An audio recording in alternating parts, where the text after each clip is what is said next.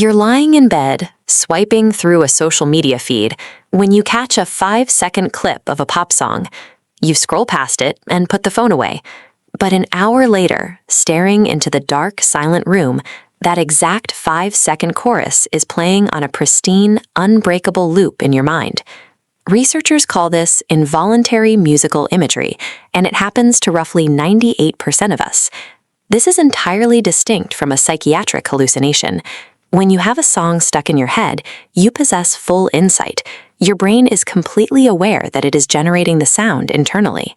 The trigger for this mental playback often comes down to a quirk of human memory known as the Zeigarnik Effect.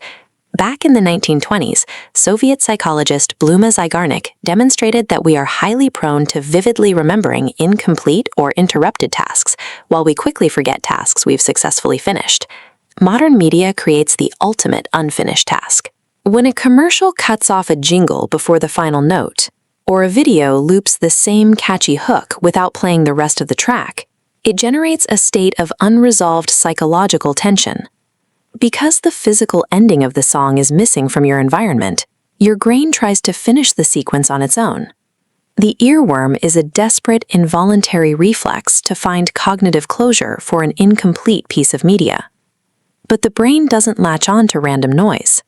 To truly lodge itself in your memory, a melody requires a highly specific structural DNA. This animated diagram illustrates the mathematical formula behind sticky music.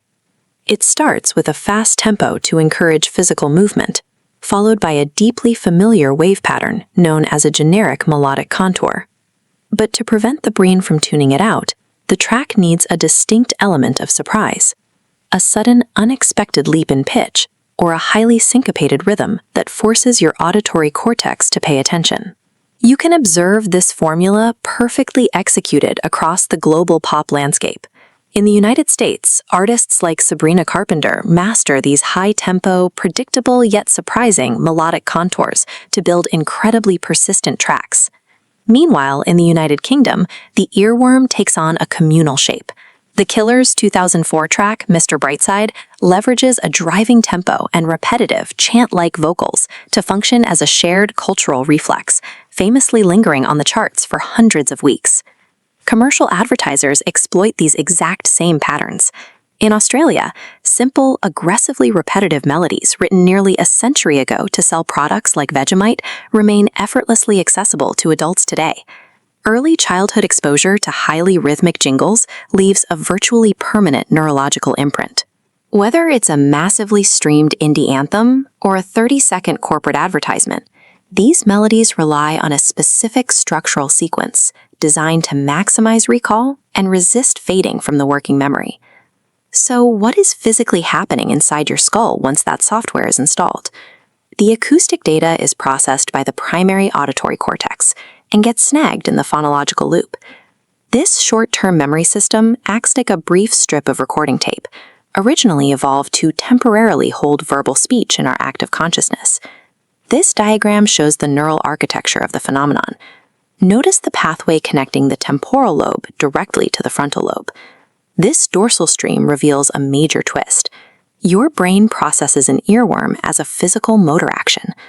As you imagine the song, your motor cortex silently simulates the physical action of singing or tapping along. This silent subvocalization creates a neurological prediction of what the action would sound like. That prediction cascades backward along those looping arrows, reactivating the primary auditory cortex to hear the sound again.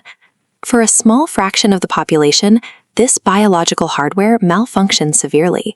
In stuck song syndrome, these loops morph into intense, uncontrollable musical obsessions that provoke extreme anxiety and require psychiatric medications to suppress.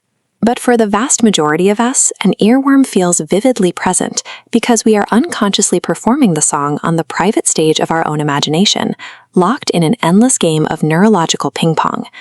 To break that loop, you have to rely on cognitive interference. You must intentionally give your brain a physical or mental task that requires the exact same neural pathways currently occupied by the sticky melody.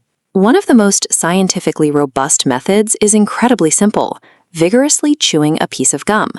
Because the earworm relies on your motor system to internally sing the lyrics, Occupying your jaw with a complex physical action effectively jams the transmission of the dorsal stream.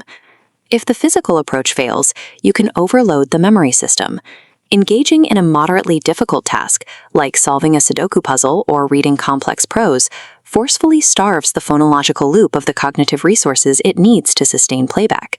Finally, you can tackle the root psychological cause. By intentionally listening to the offending song all the way through to its final note, you satisfy the Zeigarnik Effect. The brain achieves the cognitive closure it was seeking, and the tension evaporates. These persistent melodies prove that your primary auditory cortex is not a passive receiver of noise. Long after the external music stops, your brain continues operating as a restless, involuntary archivist, ensuring the defining sounds of our cultural environment play on.